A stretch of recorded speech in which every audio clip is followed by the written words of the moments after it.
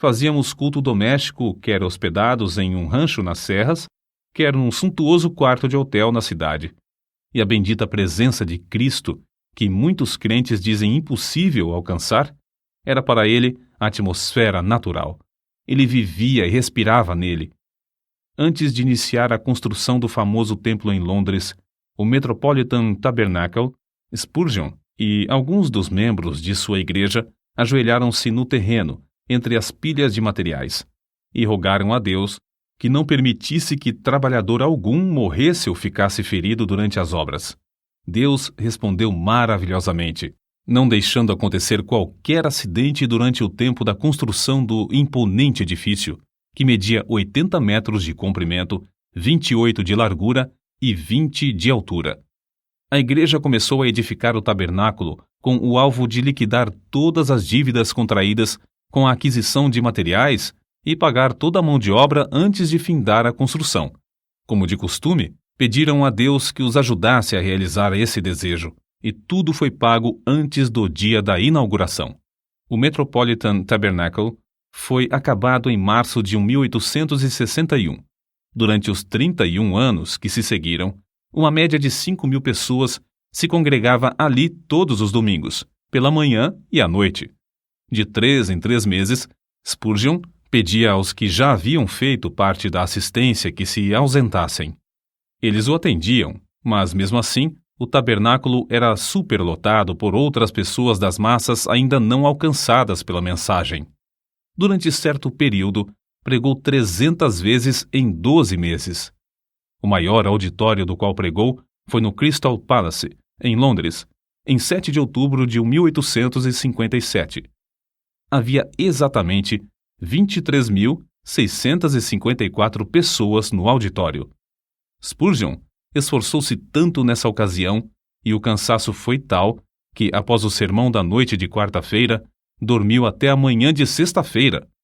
Todavia, não se deve julgar que era somente no púlpito que a sua alma ardia pela salvação dos perdidos. Também se ocupava grandemente no evangelismo individual.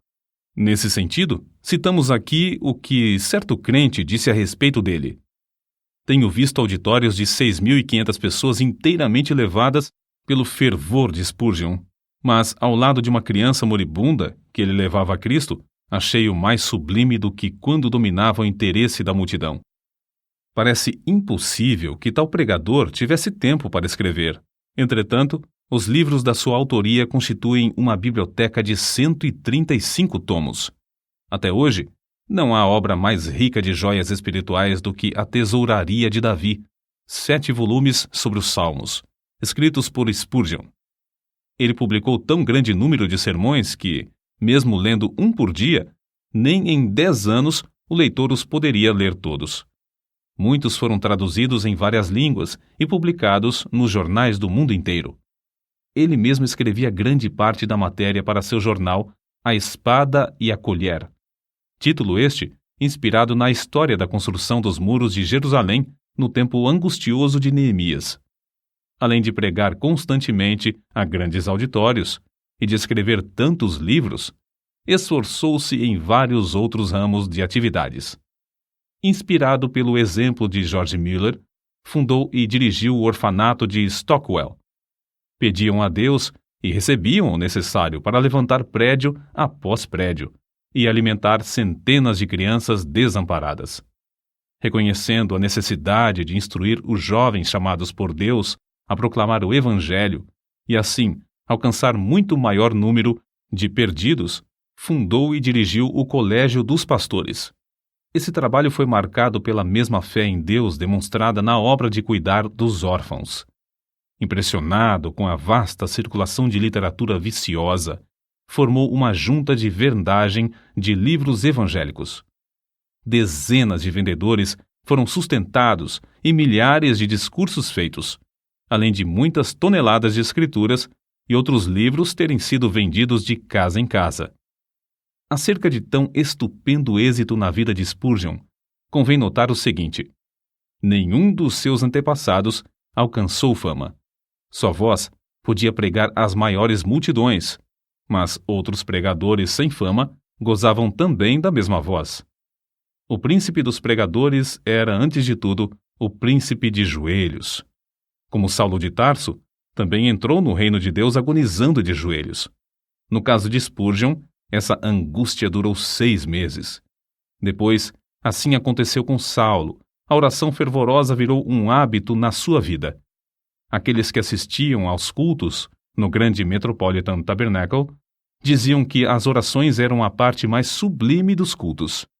Quando alguém perguntava a Spurgeon a explicação do poder na sua pregação, o príncipe de joelhos apontava para a loja que ficava sob o salão do Metropolitan Tabernacle e dizia: "Na sala que está embaixo, há 300 crentes que sabem orar.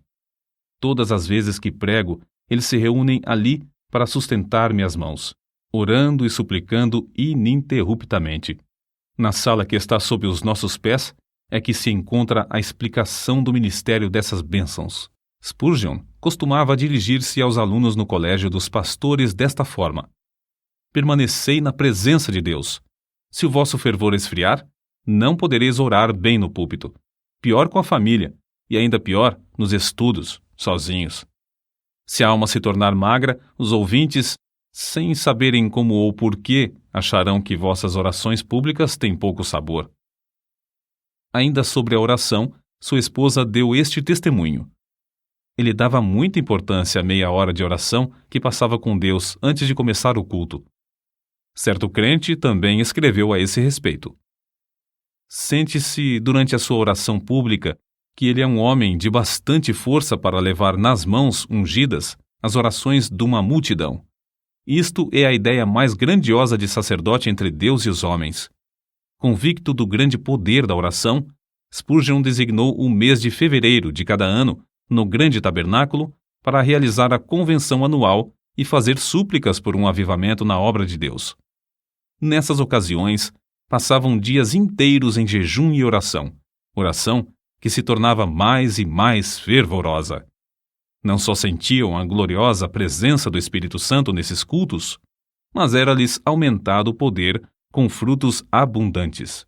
Na sua autobiografia consta que, desde o começo do seu ministério em Londres, pessoas gravemente enfermas foram curadas em resposta às suas orações. A vida de Spurgeon não era vida egoísta e de interesse próprio. Juntamente com sua esposa, fez os maiores sacrifícios para colocar livros espirituais nas mãos de um grande número de pregadores pobres, e ambos contribuíam constantemente para o sustento das viúvas e órfãos. Recebiam grandes somas de dinheiro, mas davam tudo para o progresso da obra de Deus. Não buscava fama, nem a honra de fundador de outra denominação, como muitos amigos esperavam. A sua pregação nunca foi feita para sua própria glória, porém, tinha como alvo levar os ouvintes a Deus através da mensagem da cruz. Considerava seus sermões como se fossem setas, e dava todo o seu coração, empregava toda a sua força espiritual em produzir cada um deles. Pregava confiando no poder do Espírito Santo, empregando o que Deus lhe concedera para, abre aspas, matar, fecha aspas, o maior número de ouvintes. Carlos Haddon Spurgeon recebia o fogo do céu estudando a Bíblia, horas a fio, em comunhão com Deus. Cristo era o segredo do seu poder. Cristo era o centro de tudo para ele. Sempre e unicamente Cristo. J.P. Freud disse: "Quando Spurgeon orava, parecia que Jesus estava em pé ao seu lado." As suas últimas palavras no leito de morte, dirigidas à sua esposa, foram: "Ó querida, tenho desfrutado um tempo muito glorioso com meu Senhor." Ela, ao ver, por fim, que seu marido passaria para o outro lado, caiu de joelhos e, com lágrimas, exclamou: "Ó bendito Senhor Jesus, eu te agradeço o tesouro que me emprestaste no decurso destes anos. Agora, Senhor, dá-me força e direção durante todo o futuro." 6.000 pessoas assistiram ao culto do funeral. No caixão estava uma Bíblia aberta na passagem usada por Deus para convertê-lo: "Olhai para mim e sede salvos, todos os confins da terra." O cortejo fúnebre passou entre centenas de milhares de pessoas postadas em pé nas calçadas. Os homens descobriam-se à passagem do cortejo e as mulheres choravam. O túmulo simples do célebre príncipe dos pregadores, no cemitério de Norwood, testifica a verdadeira grandeza da sua vida. Ali estão gravadas estas humildes palavras: aqui jaz o corpo de Carlos Haddon Spurgeon, esperando o aparecimento do seu Senhor e Salvador, Jesus Cristo.